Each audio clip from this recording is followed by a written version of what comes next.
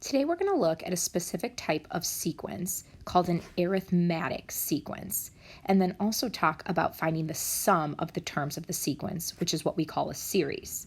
What I ask that you do right now is pause the video and complete the warm-up.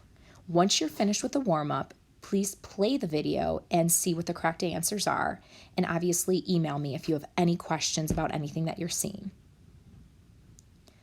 You at this time should have finished the warm-up. Please check the answers that you got. For the first problem, you wanted to find the first 5 terms, so we sub in 1, 2, 3, 4, and 5, and then write those terms in a sequence. For question 2, you have to be careful. I often get asked, how do we know we're supposed to add up these terms? It just says evaluate.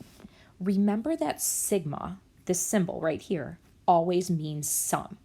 So when you sub in the 1, the 2, the 3, the 4, and you stop at the 5, because that's the number at the top of the sigma, you need to add those values together every single time there is a sigma there, because that's what that means, to find the sum of those terms. So that's where that answer should have been 70. So let's look at today's notes. For today's notes, we're going to have 2 different parts of this.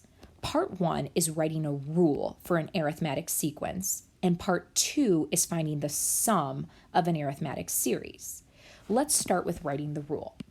In order to write a rule, we have to understand what is this? What does it mean to be an arithmetic sequence? You guys will see it says that arithmetic sequences have a constant difference. What this means is that we are going to add or subtract the same number every single time to go from one term of the sequence to the next. We call this value the D value, your common difference. You're going to see I always label it as D. Now, if something has a common difference, we can use the first formula that's stated here to write an explicit formula for the nth term. You're going to use this formula 99% of the time when it's arithmetic. Sometimes you're asked to write a recursive formula, but it makes sense that you would just state what the first term is and then write that a sub n minus 1, which means the previous term. And then since you keep adding the same value or subtracting it each time, you would just put that plus and then whatever value you're adding or subtracting, that common difference value. So one of these is explicit, one of them is recursive, but as I said, you really just need to know that explicit for today's notes. I mean, we really focus on that. So let's talk about how this looks. You're going to see a problem like number 1 where it says write an explicit rule. In order to do that, we first need to find what is our common difference. So if you notice to go from 7 to 16 or 16 to 25, or 25 to 34, I am adding 9 each time. That becomes my common difference. My common difference value. Now, after I find my common difference, I'm going to write my rule, a sub n equals. If you guys look at the explicit rule formula, you always start by writing what the first term is plus n minus 1 times that common difference value. So if you guys look, I'm going to write a sub n equals, this is my first term. So I'm going to fill that in for a sub 1, and then I'm going to put plus n minus 1 times the common difference, which in this case is 9. Now, this is multiplication, so be careful here that you distribute to each of these. And what we can do is we can simplify this and then combine like terms to get our explicit rule for this problem.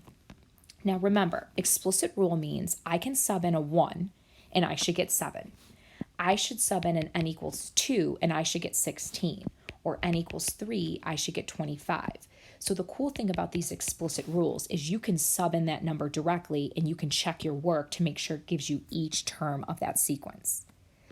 Moving on to the second question, same idea. You want to see if you add or subtract the same value each time to get to the next term. Notice in each of these, I am subtracting 3.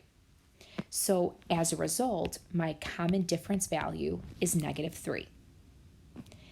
Now when I write my rule, I'm going to fill in the first term, and then I'm going to put the n minus 1 times that common difference of negative 3. Sometimes people will put that in parentheses so it doesn't look like subtraction. Just make sure right away you distribute so you don't think you're subtracting that number. And then combine like terms. And always check. It takes but one moment, but sub in one of the n values. So I'll do n equal 4. If I sub in a 4, I should get negative 5, and that's exactly what happens. Now, sometimes these questions are worded a little differently, and they'll say, find a specific term of a specific sequence. What this is right here, 271, it's just a specific n value.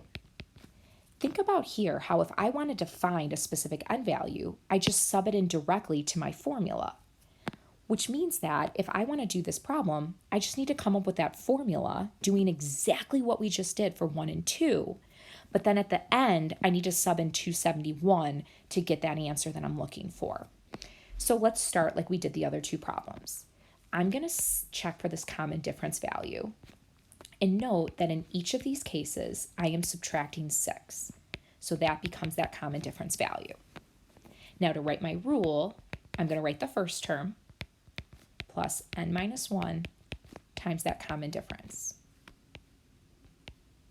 Simplify your rule.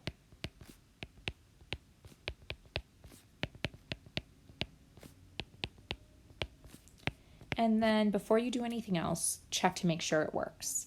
If I sub in a 3, I should get 12. And notice that that does work.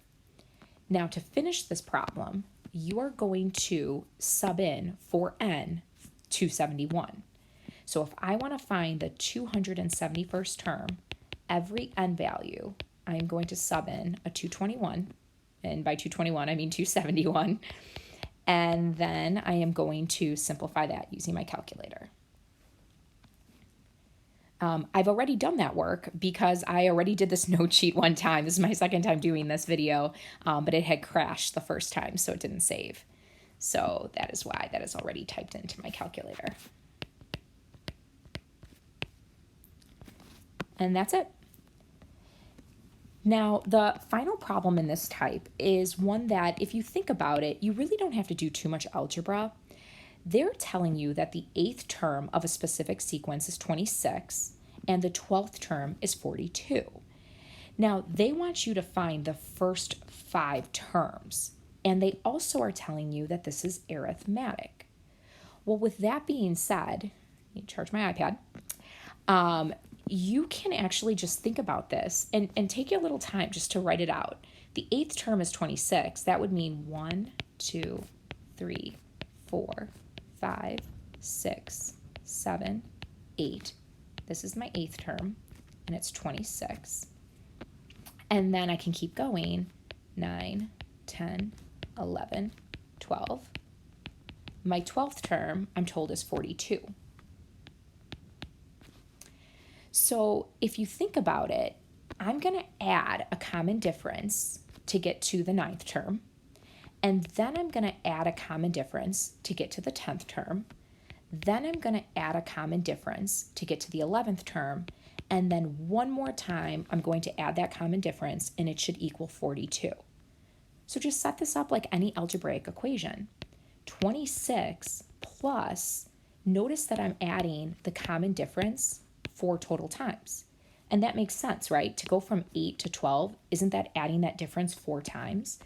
So 4 times the common difference, and that's going to give me 42. Okay, because just think d plus d plus d plus d, that's 40. Not 40, the number, but 4 variable d. Now solve this, and let's find that common difference value. If I subtract 26, I get 4d equals, and then if I do this math, I get, 16.